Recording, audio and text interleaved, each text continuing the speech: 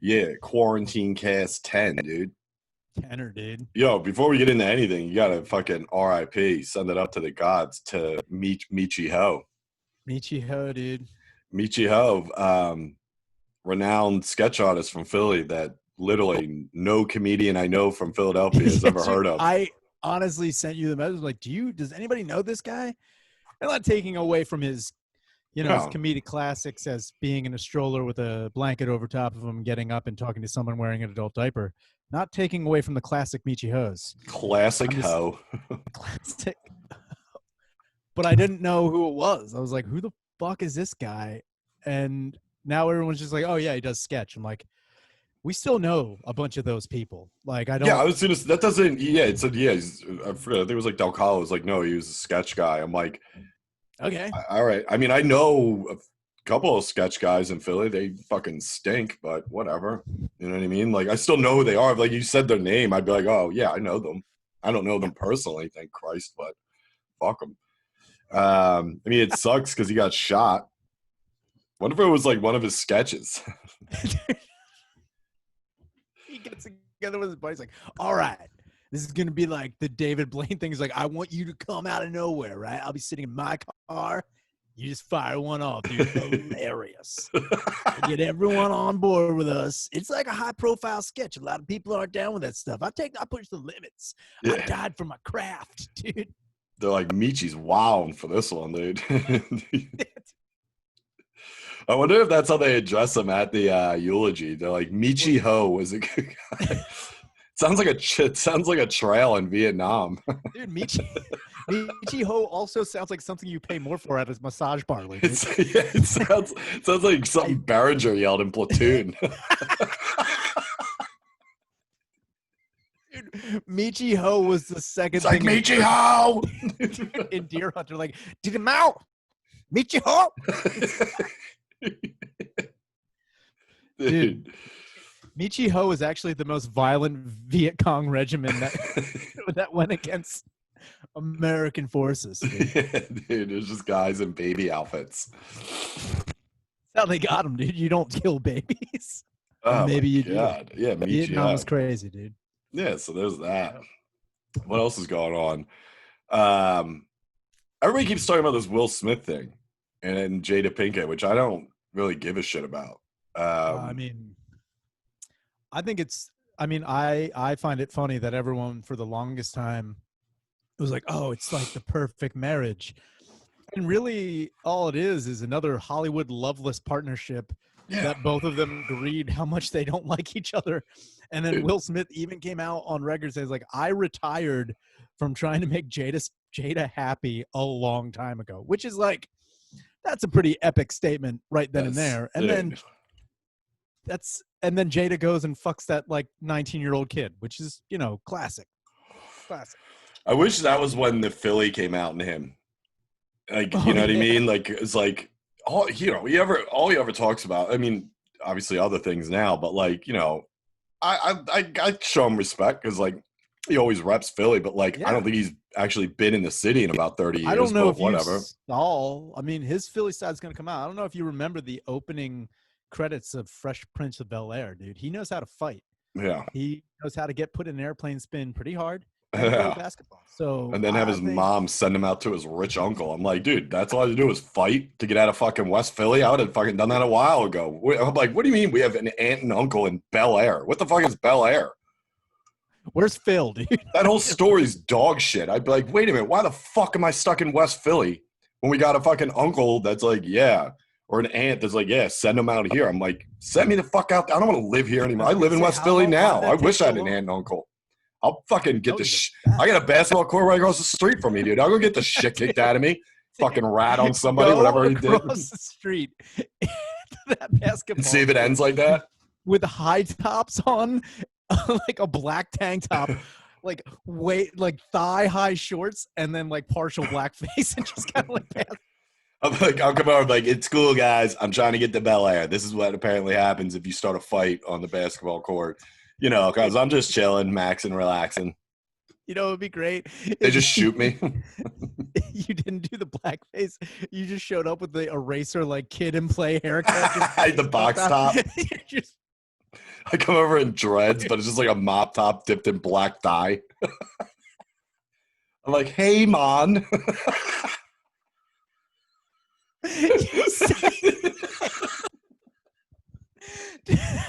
They just shoot me immediately. I'm like, this is not how this story's supposed to go. You show up dressed like what Malcolm X died in. You just have a button-up shirt with a red tie. You're like, yeah. Yeah, I fucking, on you, dude. I just go, I get beat within an inch of my life, and then I call my dad. I'm like, well, I guess it's time to send me out to that auntie and uncle in Bel Air. I'm like, what the fuck are you talking about? I'm like, damn it. Shit. Dude, you just become the Fresh Prince of Wildwood. You're just, you don't know what to do, dude. I mean, in all fairness, Will Smith definitely dressed like he was from Wildwood in that show, dude. It was like everything airbrushed. You could only have airbrush in that fucking show. You have to, dude. You can't show up with anything different, dude. Yeah, dude. Yeah, so everybody was talking about that, and I was like, all right, whatever. And it's funny because she even says, like, oh, I think you've got me back plenty of times, which means he fucks other girls, which he does. Yeah. I know for a fact he had a girl set up in Philly for a while. This was like years ago. Like, I forget what it was, and he like talked about it, and then like they showed her. I was like, oh, so this isn't like I believe in her one day. This girl's like, you know what I mean? Like she's a fucking Instagram model. Exactly. That's the other thing too. But the only, I mean, you know, if he's admitting to having these side chicks in Philadelphia, that's fine. That's one thing. Mm-hmm. But I don't think that he's like going up to his daughter like, hey, Willow, which one of your friends is looking to fucking bleed? You know, like he's just like, I'm throwing down. I don't know. He might be going to Jaden for that these days, dude. Isn't Jaden gay? Is he gay?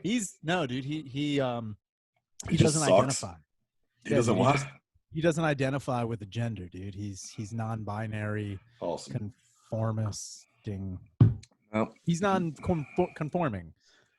I mean, yeah, I would non-conform to anything if my parents were paying me like 10 grand a week to just be a fucking rich kid. You know what I mean? Like that is true. You could do fucking anything. Rich kids stink. But I don't know. So that was that. That was like the only thing. Other than that, I mean, dude, I just keep. We should go to fucking. What's his name? Who's host first? Michi-Ho.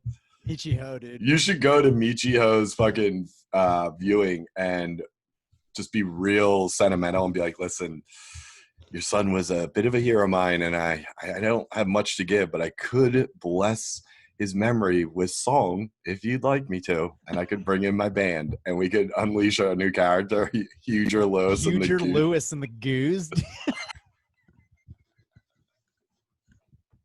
Dude, you know the crazy thing about Huger Lewis is? Huger Lewis and the Goose. Oh my God. One thing people don't know about Huger Lewis is that he was originally supposed to do the Ghostbusters song, but they got Ray J. Parker to do it instead. Yeah. But he's like, if there's something strange coming in your ass, who you gonna call? Nutbusters. Yeah, he's like, that's all the way I know it. I'm on jizz on your toast. It's like, like Huger. He's like, that's what my songs are all about. Dude, if there was a cover band of former porn stars called Huger Lewis and the Goose, there should be, and they just sing porn style Huey Lewis songs is just fucking. I would see every single show that they would put on. They would be fucking awesome. There hasn't been a guy just Huger just coming out. He's just got like the big crazy like pompadour haircut. I mean, Huey Lewis already looks like a porn star, like from the 80s. Yeah, he's got the ass chin. He's a bigger dude. Like Huey Lewis looks like he already has a Huger. Dude. Like one of those fucking awkward white guys. It's like it's like the head's kind of bent, but the rest is straight. You know, dude. You know he's on circ too. He's uncircumcised. Yeah, he's got an anteater wiener out the ass, dude. Yeah, he's got power of anteater. The power of uncircumcised. It's the power of cum. Cause she's smoking pole. Smoking pole. She's smoking. Oh, He's like, hit it, goose. And just some other fucking random like, porn star comes up with a guitar and hits it with like the dude, you know the basis they from back to Earth, back, but they go Fire is in front to that fucking front with their band. hugers instead of back to back. They're front to front. But dude, the basis from Earth, Wind, and Fire is just like, Yeah, then Clarence Clemens is like, yeah. He's got half the E Street Band in his band. Like, Little Steven is there, but D he's got a Street condom Band. on his head. He's just like, his little Steven. I don't know what I'm doing. Yeah, Little Steven sucks. Little I bet he's got Steven, a dude. chode, dude. I bet you every Dude. cast member on The Sopranos has the tiniest dick in the world. I guarantee it. Dude. The Gandolfini's got a little Danglefini, dude. He's Well, he's a Dedolfini now, but big ups on. He's rocking around with Michio, dude. yeah. Chaboy Michi Ho. I'm like, what? No guy should ever have a ho in their name. Nah, I just also, it's like, I've always been, and again, it's like nothing against like comics or anything like that, but like it's like certain black comics have like names. I'm like, I don't understand what you're doing here with that name. I love them. It's sure, you know. I mean, some of them I'm like whatever, but some of them are fucking hilarious. Like Pretty Smiles, I've always liked because he has no teeth, Yeah. and I think that's the funniest fucking thing in the world. And he is funny, like genuinely a funny guy. Nate the landlord. I never got Nate's name, but I mean, maybe he's a landlord. I don't know. It might be. You know what? I don't understand. Natty bumper cars. I don't know what's going on. Oh yeah, Natty Bumpy Cars. Yeah. Don't really get that. Dude, you should rename yourself too. I think we've talked about this. I might be Huge or Lewis, dude. I was gonna say, Start going to open mics with like my glasses off and like a wig, and just be like, yeah, I'm Huge or Lewis. My first time doing comedy. I'm gonna be called VD Lee. I'll get you. Yeah, whether you like it or not. So also this, what's crazy is this whole Wayfair thing, which I thought was kind of, I don't know. We talked about this briefly, but like, yeah, I also don't really. So my one friend Erica, she had posted some stuff on Instagram about it, and like the one thing that was like, you're reaching really hard. And again, I'm not saying this is true or not, but what I'm saying, the one thing that she posted was like, so Wayfair, so waif is like, it refers to, it's like apparently in a certain dictionary or language, waif means younger child, usually homeless or abandoned. And then fair is usually like referring to like something that like a nominal fee of which you pay sure. for. But then again, if you really want to go out on another branch, Wayfair just means the prices are way fair. Maybe they're just really Isn't it spelled that way too? Isn't it just WAYFAIR? Yeah. I think so, yeah. So, all right. I mean, this one just, the only thing about this is I kind of brushed under the rug as another retarded conspiracy theory is because it's just kind of came out of nowhere. There was never any like somebody like 2-3 years ago, like, yo, I said it, I called it. There was never any rumors about Wayfair shipping kids through a sex trafficking ring. So absolutely, it's just out of nowhere. So it's like, and it's also like, why Wayfair? Why not fucking IKEA or Google or who, the million other furniture sites or whatever that are home appliances, whatever that's there.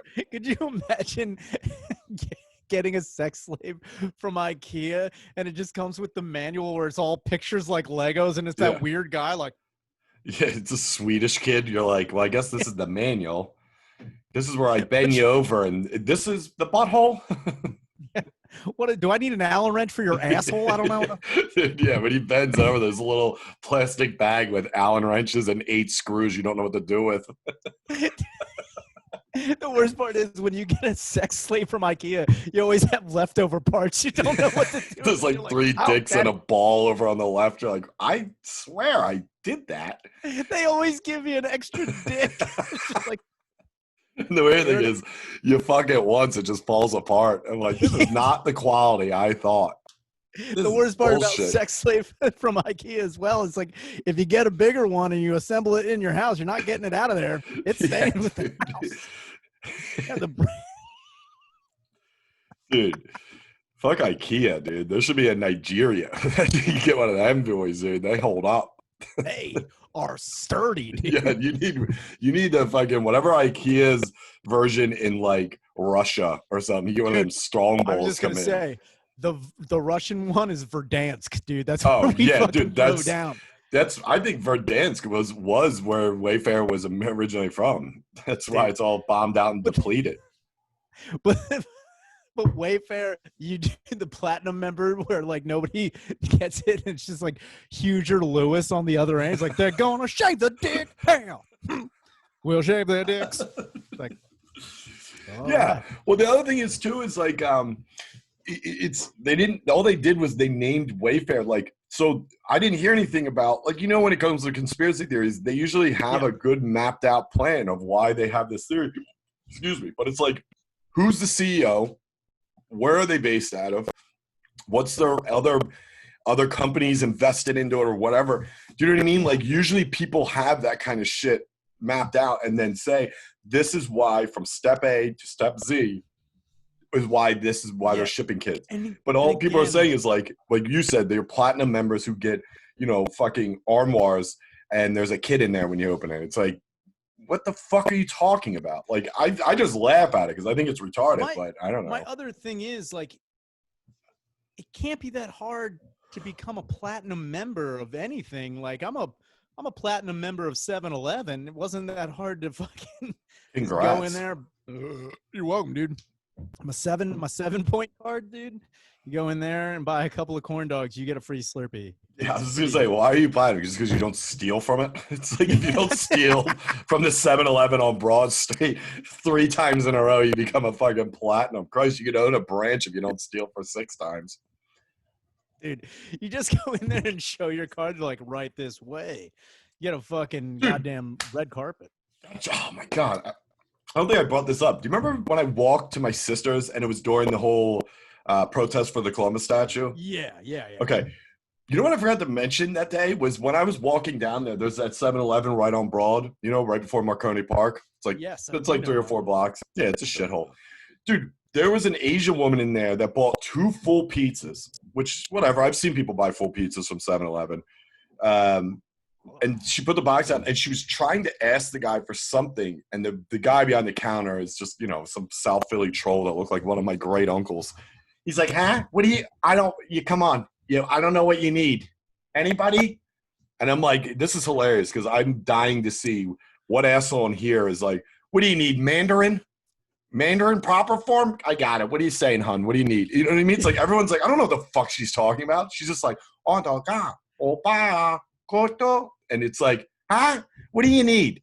And as he's walking back and forth from like the 3 times of what he thinks, this is the best. He starts guessing. He comes back with like a handful of napkins and 2 straws. He's like, I was like, she's like, I don't know. And he's like, I don't know. Hold on. Comes back with napkins and like paper plates, like everything pertaining to this meal that she's buying.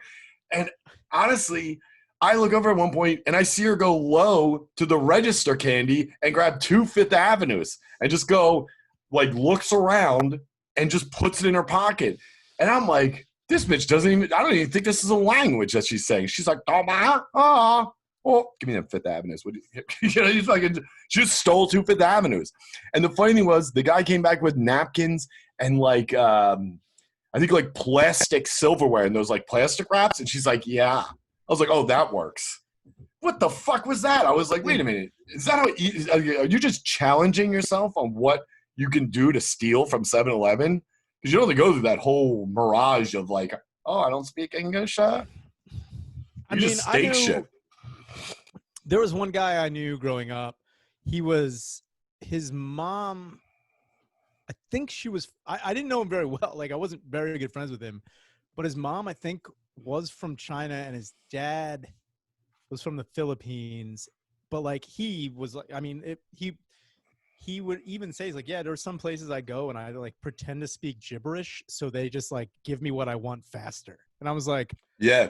Oh, damn, dude. Yeah, I've seen it. Dude, Yeah. I was like, holy shit. He's like, Yeah. yeah, dude. Like, if I go in there and I like start like throwing out words, like I say stuff that isn't even a thing. I'm like, damn, man. Yeah. Like I am bummed That's out. pretty I don't good. know a secondary language or anything like I mean, that. dude, So, you look at those guys, like a lot of the local guys that run most of the bodegas in Philly are like 7-Elevens. They have no patience. They hate their life already. So they're just yeah, like, dude. what do you need? Huh? Yeah. If I give you your money back, will you leave? They're like, ah. It's like, here you go. Did I ever tell you about the kid that fucking worked for my brother?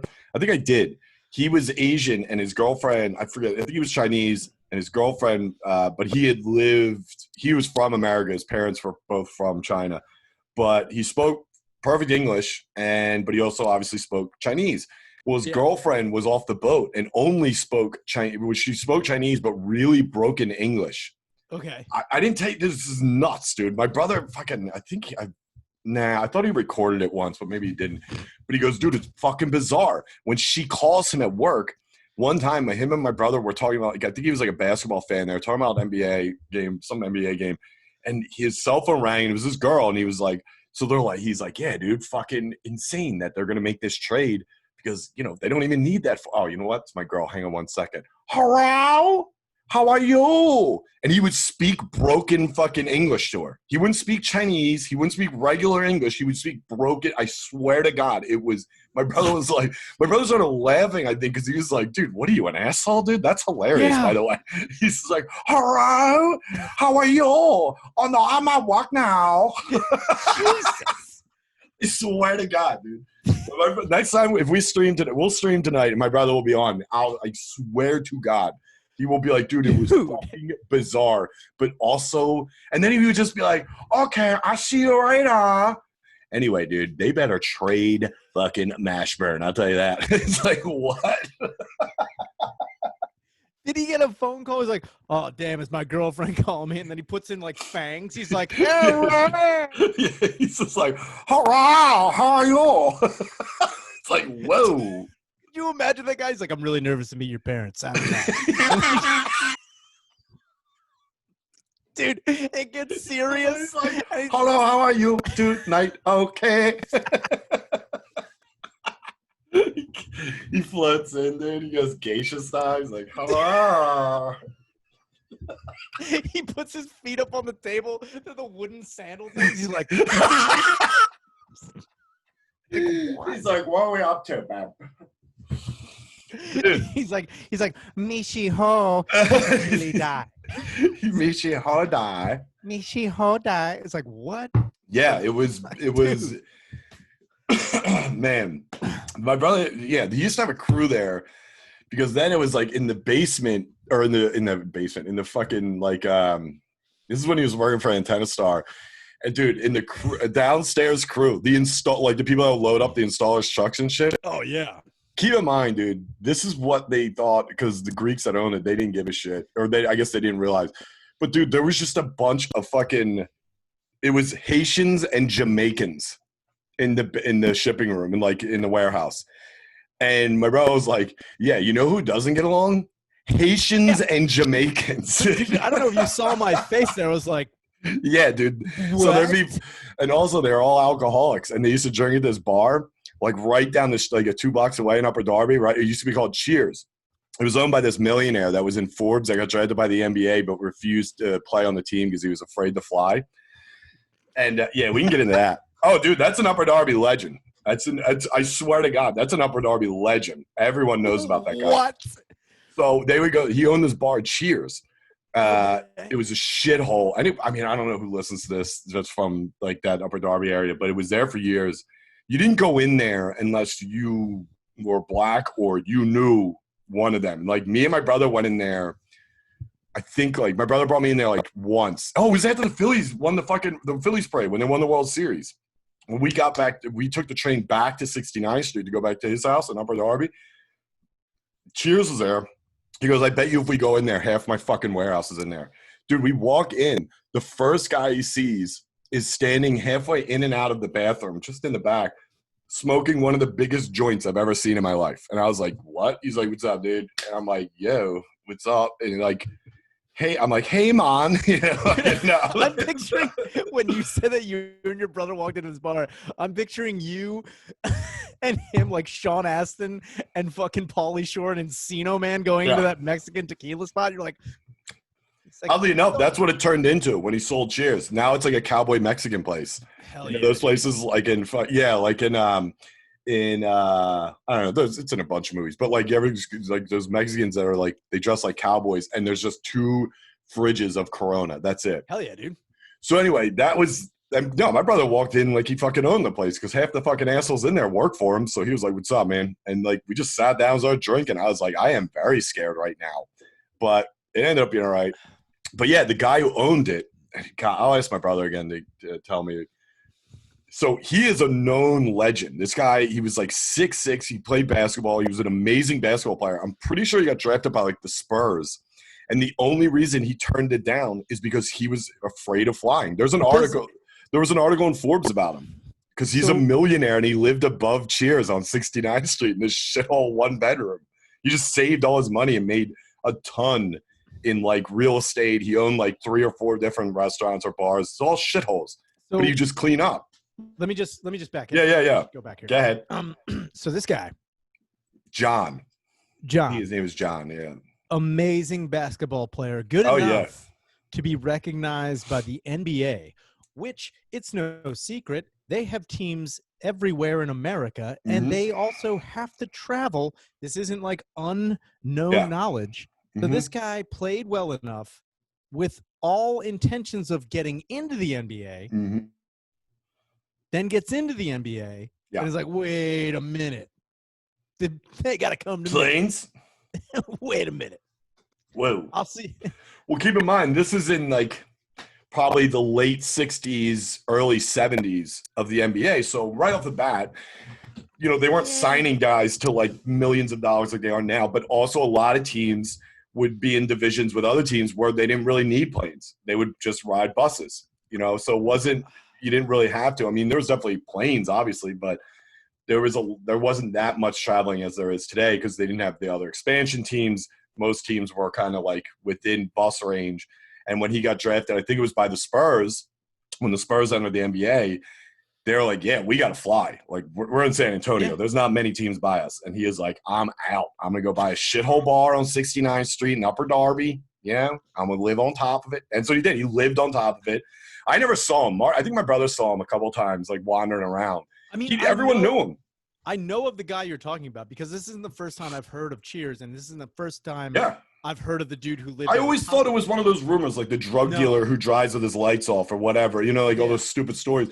And my brother was like, no, this is, and then my buddy Zeb, who his family pretty much grew up in Upper Darby, he was like, oh yeah, that's John. Everyone fucking knows him. It's like, I know somebody had a copy or definitely blurbs from the interview he was in because he was a legitimate millionaire. Because all he did, it wasn't because he was like some fucking financial guru. He just fucking lived really cheap in a really cheap part of fucking Philly. You know what I mean? Like, so he exploited the fact that he basically he stretched those bills, dude. He made a fucking Mills decision on that. Yeah. He's like, I gotta get more bang. Yeah, dude, it's a real thing. I'll have my brother tell me a story because my brother knows, I think, a good amount of that story, if not the whole thing. I mean, but yeah. As much as I could say I'm shitting on that guy for not traveling in 1969 on a plane, what I can say is I remember my dad, he took 2 plane trips in his entire life.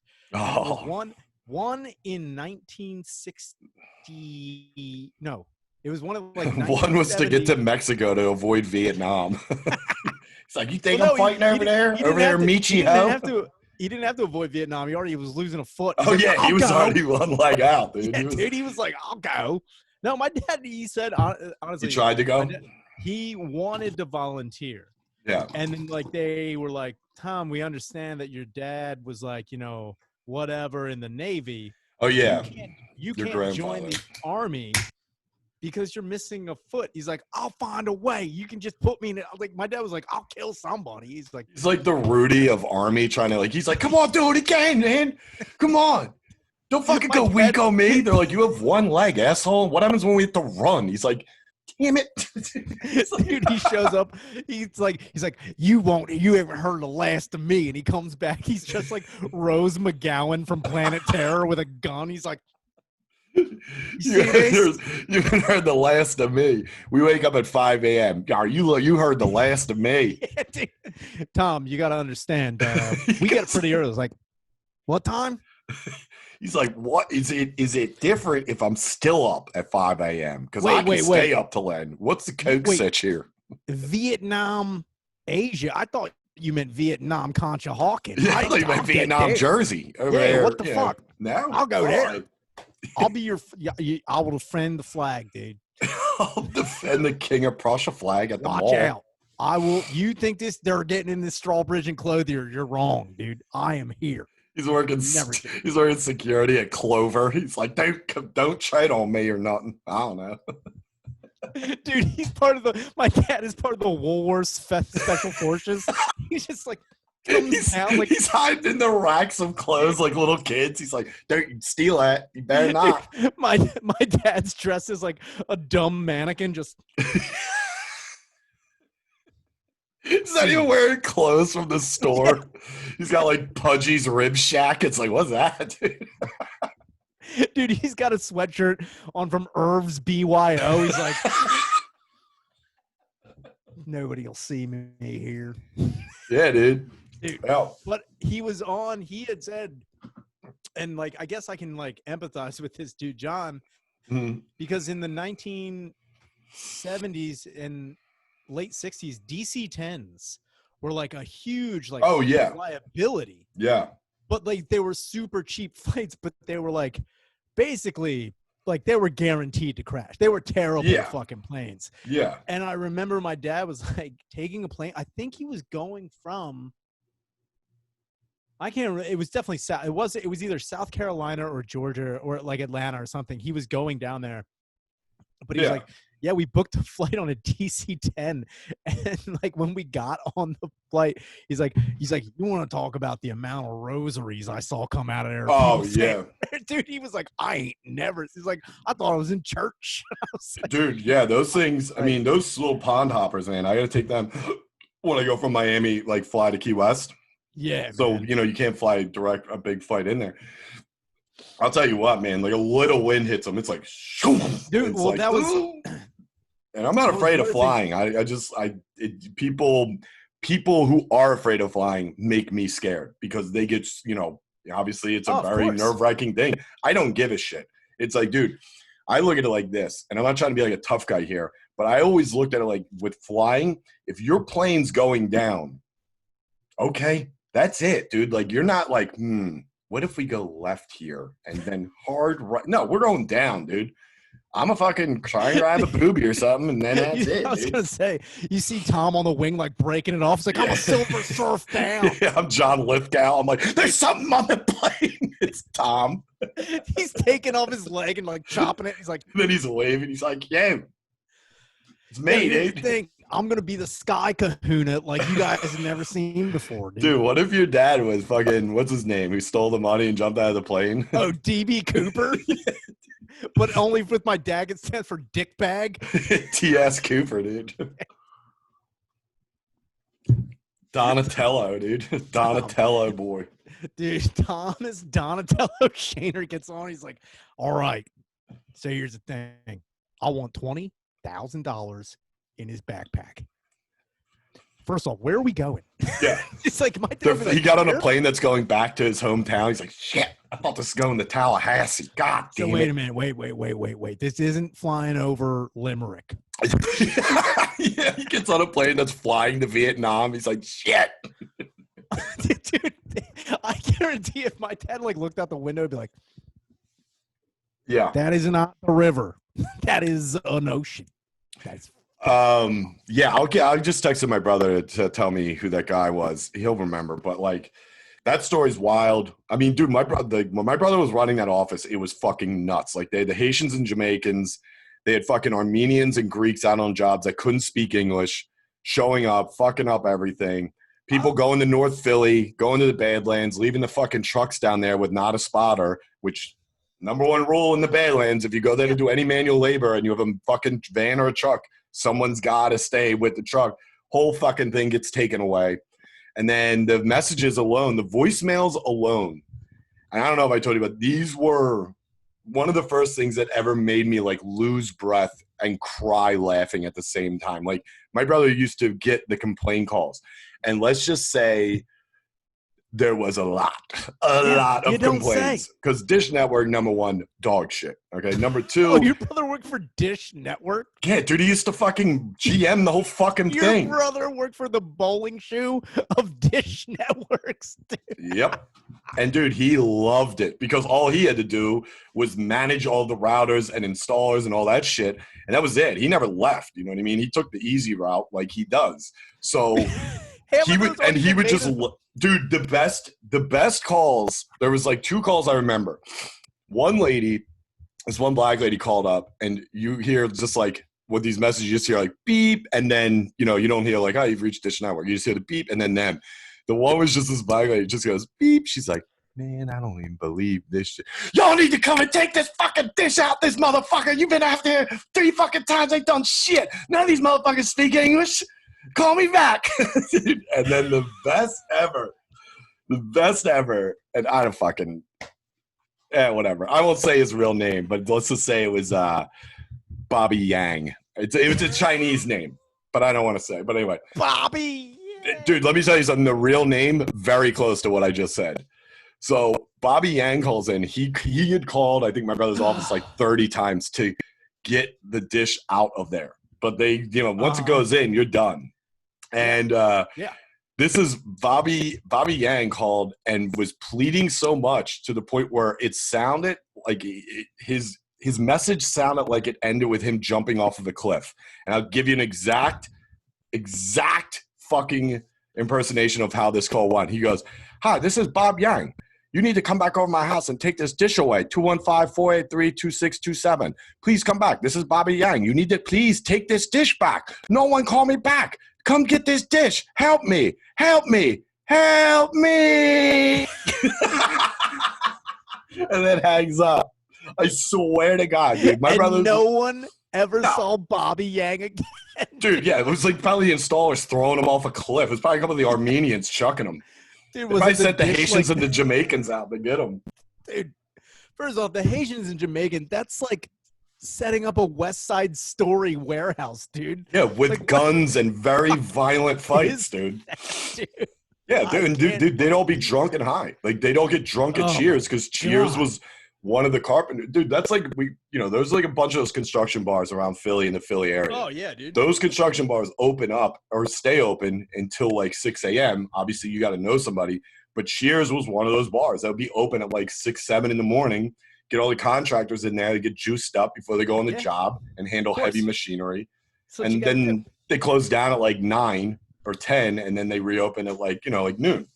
But Cheers was one of those places, and the Haitians and Jamaicans would go in there and get all tuned up and come to work and then just fuck up orders and send trucks out with the wrong shit. And then when it came back, they'd fight because they'd blame the other people. And it's like they didn't need much to fight. I mean, that's, you're talking about like northern, that's like the north and the south of Ireland in the 60s and 70s. It's like they don't need much, dude. Just tell them where you're from. They're going to fight you or try and kill you. They'll hate you.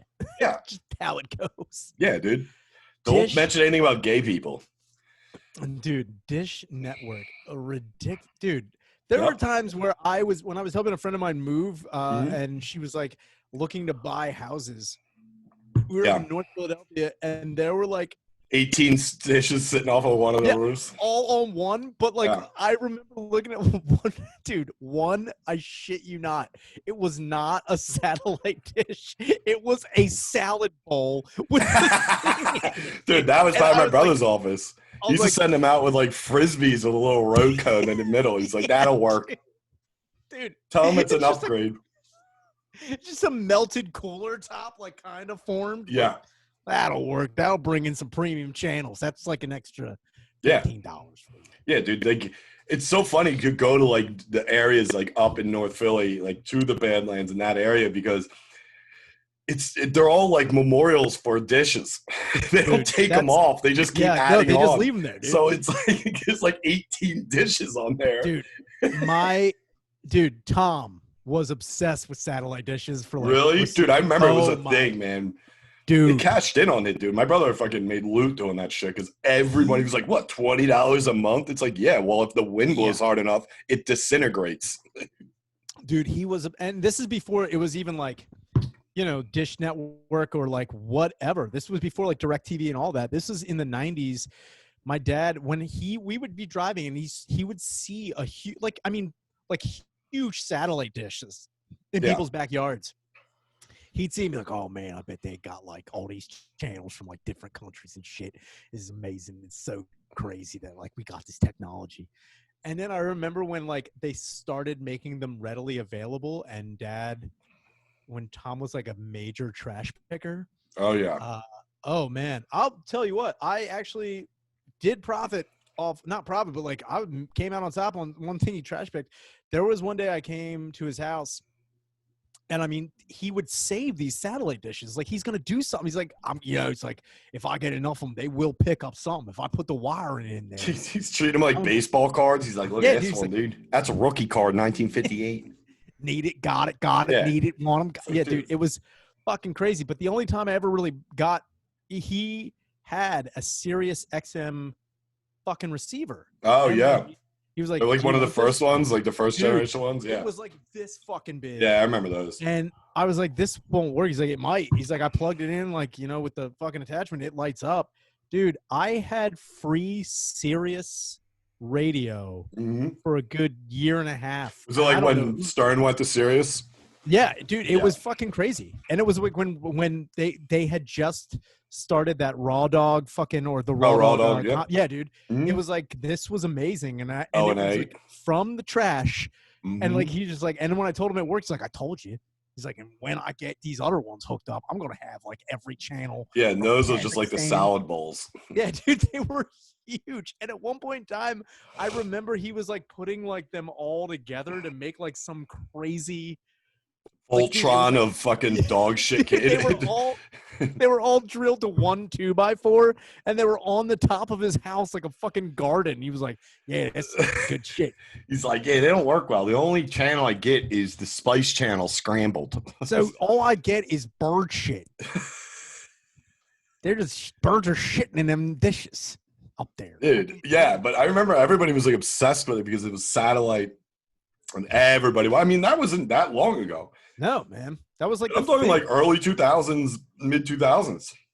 Like, dude, it was insane how much business my brother was doing. Like, because everybody knew they couldn't pay Comcast, because that was when Comcast had like the triple threat, which was like $200 or 150, $200 a month. So it was either that, and Verizon wasn't around. Nobody could get Verizon in the city, and so it was Dish Network, and they're like, give us $20 a month, we'll give you the best channels in the world. And 10 minutes later, it will break, and we do not have a customer service line. Do not let a bird land on that little dick coming over there. Because storms came through, forget about it. I mean, you might as well just get a new dish. And that was the other problem, is because you had to call them, and that went to a message machine, which was their customer service, which in turn would get forwarded to my brother's cell phone and then played at the bar while we all laughed at it. That's the customer service that was going down there. Very, very good. Yeah. Sterling. That was, dude, if you're a platinum member, you just get a text message of a middle finger, like, yeah. If you're a platinum member, they just bring you an Xfinity modem. They just give you Comcast. Like, all right, you paid enough. If you're a platinum member for Dish Network, they send you a pissed off adult child. They send you a Robert Roll child. Like, I don't know what I'm doing here. It's like, God. Anyway, you ever say the N-word? So here's the thing. I'll suck your dick for a little bit. Also, I'm a smoking pole. Dude, I just remembered that. And not because I said you said Robert Rule, but fucking, what's her name? We just talking about it last night. What's her name died of breast cancer? Fucking Kelly Preston. Oh, yeah, man. What a bummer. Crazy, yeah.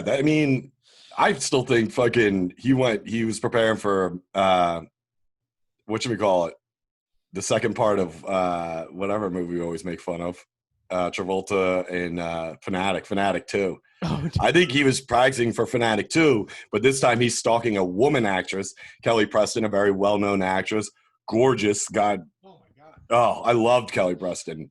Man, when she was banging Jerry Maguire in that one part, that was a hot part. Hot as fuck. Maguire, dude. Also, I would argue, I think her where she was again, it's like weird to say the most attractive, but when she was in Twins, holy Oh shit. my God. She was a fucking knockout. I mean, she was one of those girls that was like, she was smoking hot in like the 90s when she was coming up, and she just kept getting hotter and to do that. She looked great. And I mean, it's a shame that she passed away. It's horrible. And you know what? We joke about Travolta, but like they lost their son because, you know, their autistic son had died, and now him. Like, I think Fanatic 2 might be the best movie of all time, though, because he's got to channel that and just come out like, I'm back. I'm back. I don't know what the fuck happened to you. Dude, what if he came out like Rambo and he was Fanatic? No, what if he was Fanatic but for the Predator? Dude. And he's like Billy on the bridge. You're nothing without me. And the Predator's like, Jesus Christ, this guy's nuts. I just want to let you know if it bleeds, we can kill it. Dude, he's hunting the Predator. He takes off his mask. The Predator's like, you are one ugly motherfucker. It's like, what? But he takes off his mask and puts on his glasses.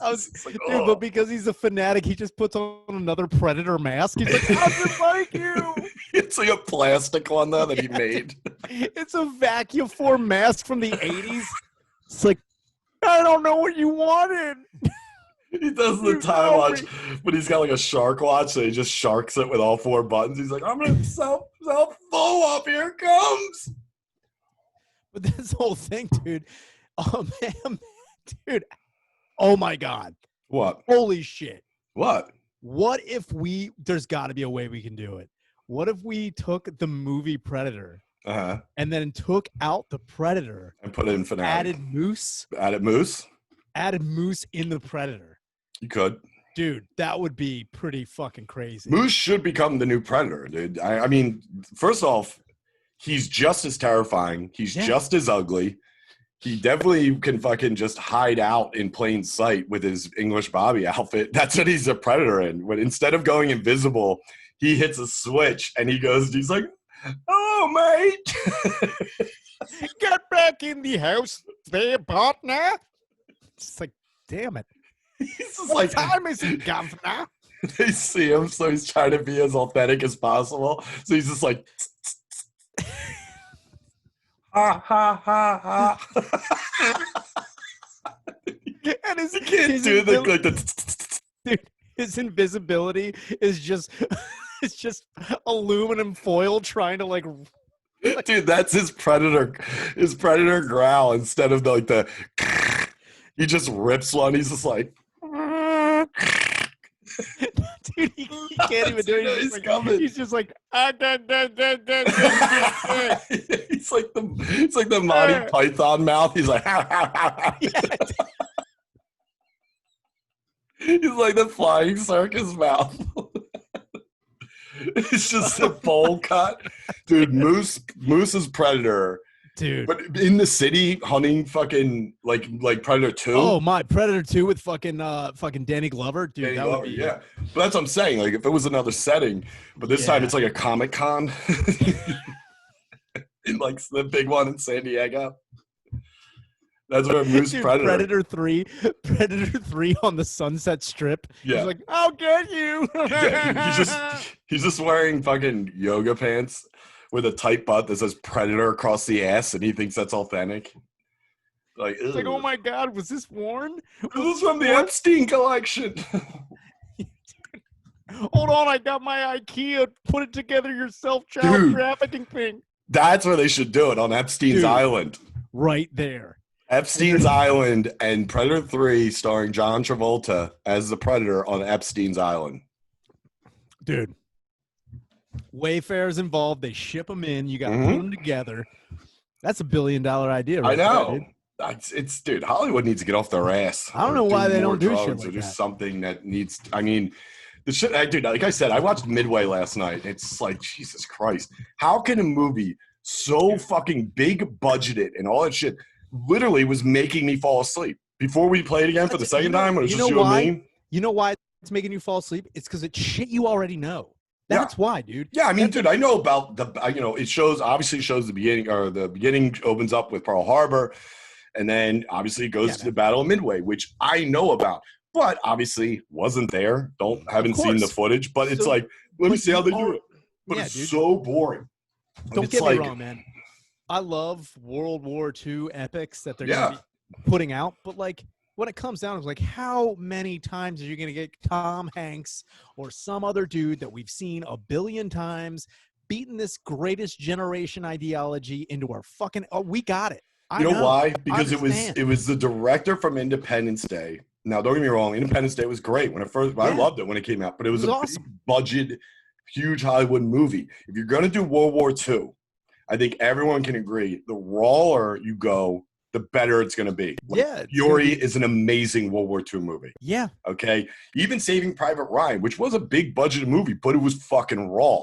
Not like this one where it's like fucking 90 planes. Now, obviously, granted, that's what was happening at the Battle of Midway, but at the same time, it's like, I don't know, maybe go into a little bit deeper to the fighting. It's like, I liked how they did have everyone on there was in the movie was based on a real character.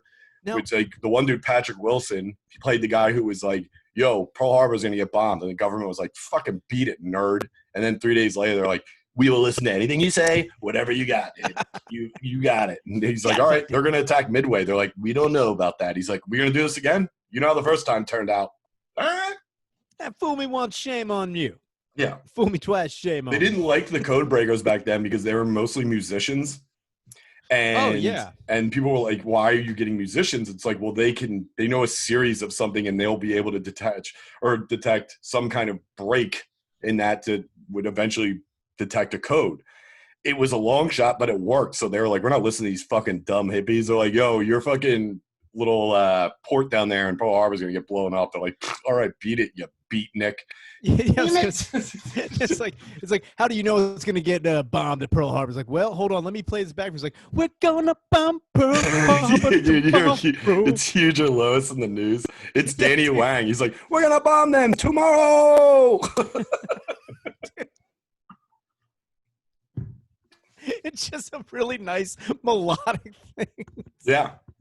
I don't know. It sucks because like my grandfather was in the Navy, but like the Navy pictures are really interesting to see the stories, but I'm more like the Army Army pictures are always a little bit better. And also the one good thing about Midway I did like was the one part where the planes are going to attack Japan. They have Doolittle, who is considered the best naval air pilot in the history of the Navy. And it's played by Aaron Eckhart. And when they flew over, they didn't think they had enough gas to get from where they were launching from the carriers because they were like 700 miles out to go to Japan. Yeah. So they're like, we're either going to land in a part of the area which is occupied by Japan or Tokyo. They're like, well, then what do we do? It's like, well, if you land in the part that's occupied by Japan, there's not much you're going to be able to do. They're going to kill you. Yes. They hate us right now. They're not fans. They're not fans of us right now. So...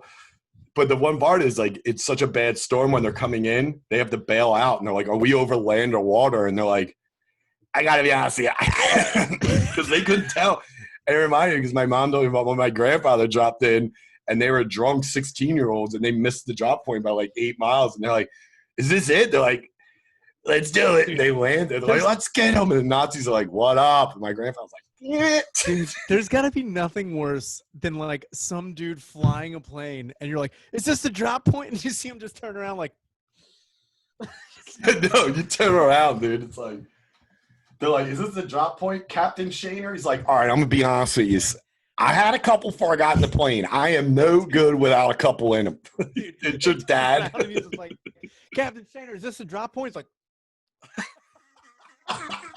He's like, drop point. You are still on the plane? Jesus Christ. He's putting his dick away. He's like, I was baiting up here. I was getting a quick bait in. Sorry, man. No, the other part you were talking about Midway, which I was talking about last night. Did you watch it? No, but you were talking about the part where they attack Pearl Harbor and they drop that bomb that goes right, like smashes. Yeah, I can never remember the weapon ship. It's a very famous ship that was docked at Pearl Harbor that one of the Japanese pilots hit like. It was like the fucking last hole in mini golf. He hit it dead on, and they're like, But my favorite part was when you were talking about that. How funny would it be if because they only show one dude that's like down there, and then it blows up. But how funny if he's like down there working on something, and like right before it hits, he's just like, yeah, he looks over, and then he just looks at the guy. He's like, shit, because it breaks the boat in half. This million-ton boat just goes boom. Like, that's how good that. And the fucked up thing is, I looked into it a while ago when that movie Pearl Harbor came out. I'm pretty sure the pilot went kamikaze after or got shot down. Like, he died. Yeah. But dude, for a good 2 to 3 seconds. Now, I'm not glorifying this at all. Do you know how good that dude felt when he saw it drop into that little hole on the deck of that ship? Just drop in. He's just like, Yahtzee. Oh shit. Because then he came up on like 350 cals. It was like, tum, tum, tum, tum, tum. Dude, and then he was like, no. He was like, help me. He pulled the lever on that bomb, dude, and it nailed it. And he was just like, yeah. Damn it. A lift off. Yeah, he's like, and he just throws by 3 guys like, do, do, do, do, do, do, do, do, do, do, do. Dude, he pulls the lever on the bomb. It hits the plane. He's just like, yes. And I've been holding this in for a while. Yeah. Like, and then he's like, flies into gunfire. Then he remembered his plane was made out of origami. He's like, damn it. He's like, what's that smell? Oh, yeah, I did douse myself in gasoline before this. Yeah.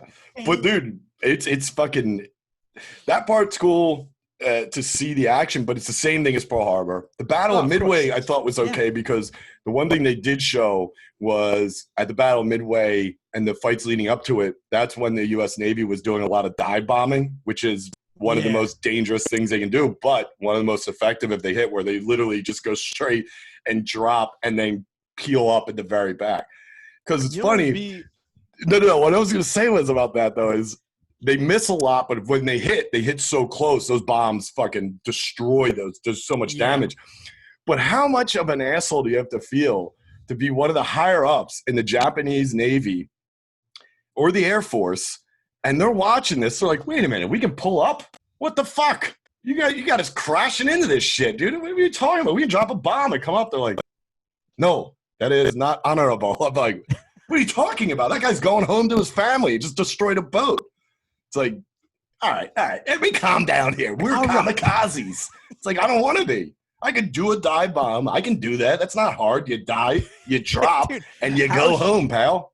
Dude, how shitty would it be to be the most expert pilot in the Japanese Air Force? Like, all right, you got to fly into this. He's like, well, what do you mean? Like, yeah, you're going to die. You fly right into it. You're going to die. It's for the greater good. It's for the rising sun, dude. You got to get into it. You got to get into it. Yeah, I'm like, how about this rising sun, asshole? I'm going to the U.S., dude. You don't think I can maneuver around this? I have like 400,000 hours of flying. I've been flying since. What are you talking about? It's funny, too. It's like, do understand that our planes are probably 100 times better than the Americans. Their shit is made out of tinfoil getting pumped out by some lunatic down in Houston who's a fucking retard and he drinks milk piss. You don't know what's going on. We have the technology already to dive, drop bomb, and go home. He's like, you better dive into that plane. I'm like, I'm pretty sure the bomb will do more damage. It's like, all right, well, you know what? Step down, officer. It's just like one guy like, it's just, dude, it's just they're all complaining about being kamikazes, and the admiral's like, all right, here's what we're going to do. He's like, he just leaves. He's got all the paperwork of complaints. He's like, all right, I've looked over a lot of this stuff. You're making good points. We're going to get back to you. It's going to take a little time. They turned the Dish Network. The Japanese Navy was Dish Network, the higher ups. So like, yeah, this is Kim This is Kim Wang, second lieutenant over here in the Navy. Why do we got to die in these planes? We could do a dive bomb and drop a bomb. Call me back. For Christ's sakes. God damn. Fucking guys. Like, you just hear them in the back. Like, oh man, I got the fucking machine again. This is bullshit. They're two decks up on the same boat. And you just see them come out of the window like. It's like, yeah, they're still calling. Wang, they're still calling. Hey, they're mad. Like, dude, just put it to the let it go to the machine. It's like, Why did dude, you tell also, them they gotta die? it's so funny. It's like, also, pretty sure we're losing a lot of money just building these planes and destroying them. We Wait, just how much drop a does a plane bomb and cost? keep the plane. They're Yeah. like, how dare you? How fucking dare? That's a good point. God. Dude, seriously, they were just like, Mhm. kill this guy. Yeah, they're like, that's cool. Why don't you come on into the office? So guess who's the new kamikaze? Oh, it's gonna be Damn it. crazy when you die when you stab yourself in the stomach 4 times. Yeah. You're gonna have to do that. You're gonna have to do that. All right, let's wrap this up. All right. Let's go out today. Yeah, we can plug something. Friday. Oh yeah. Friday, if you're in the Philly area, we actually have a show. Where is it? It's in Fishtown. 1432 Germantown Avenue. Yeah. At, our buddy Tommy Malvern's house, who works at Gas Digital. He's coming down with Robbie, my good friend Robbie, the Fire Bernstein, me, Shaner, and then Dave. Chris from Brooklyn was on it, but he bailed. Yeah. And I guess we're waiting to see if Dave.